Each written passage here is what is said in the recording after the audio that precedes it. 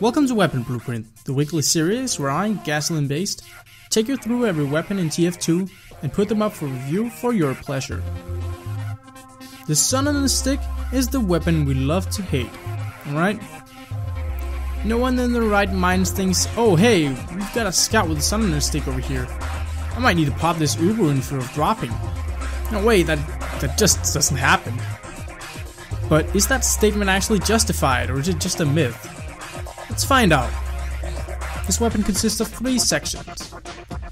The first section covers the history of the weapon, both in the real world as well as in the TF2 universe, and the appearance of the weapon, often related to the history of it. The second section talks about the stats and gameplay mechanics that the weapon provides.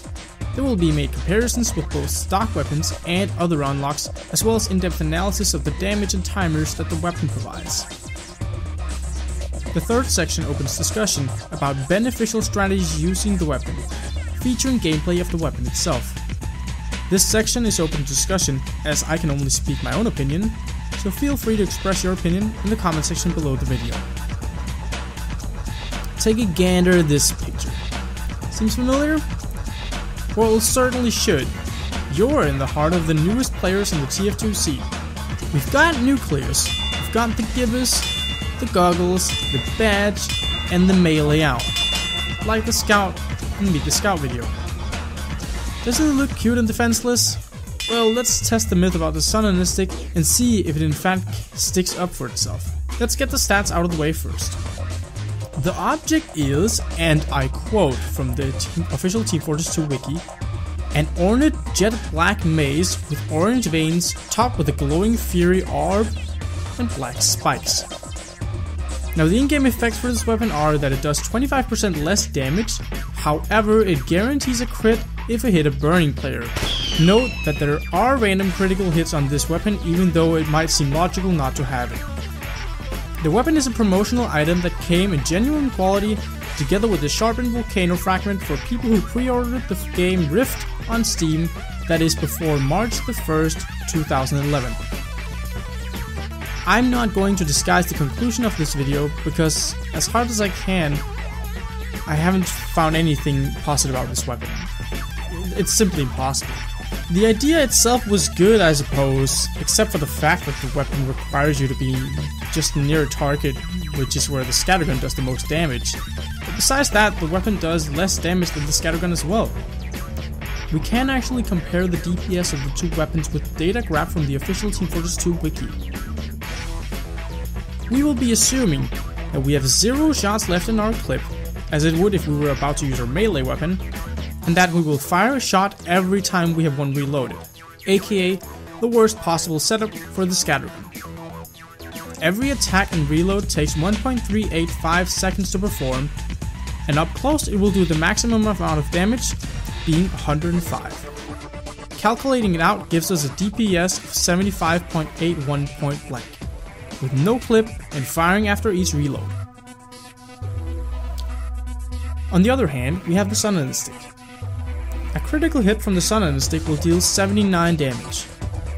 The weapon attacks 2 times per second, which in turn gives us a DPS of 158, assuming you hit every time. Added onto that, you have to consider the weapon switch time, which is 0.67 seconds.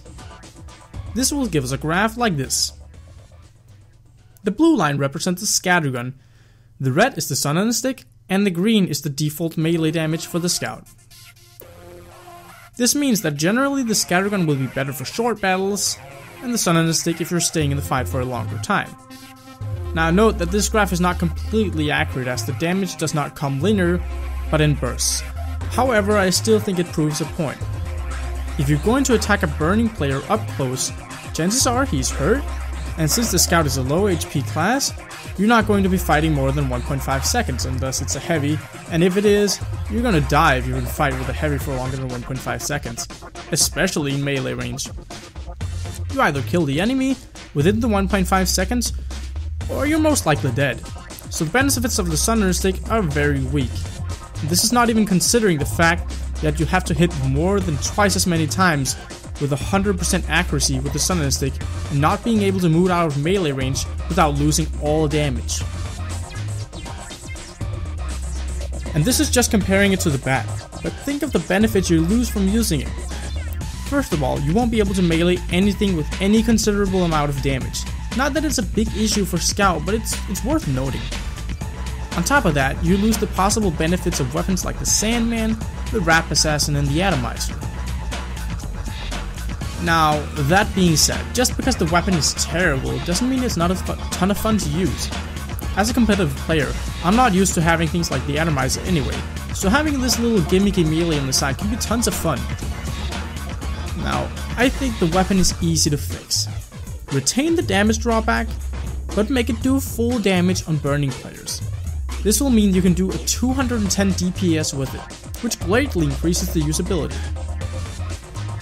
Considering this, the graph will look like this, where the purple line represents the new weapon with 210 DPS. It doesn't seem like much, but it's what could make this weapon just a tiny little bit better and maybe a little bit more viable.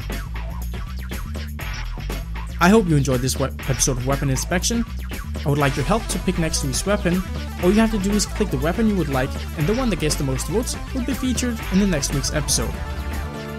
That's all for now. If you want to be notified when a new episode is out, feel free to subscribe to my YouTube channel, Gasoline Based.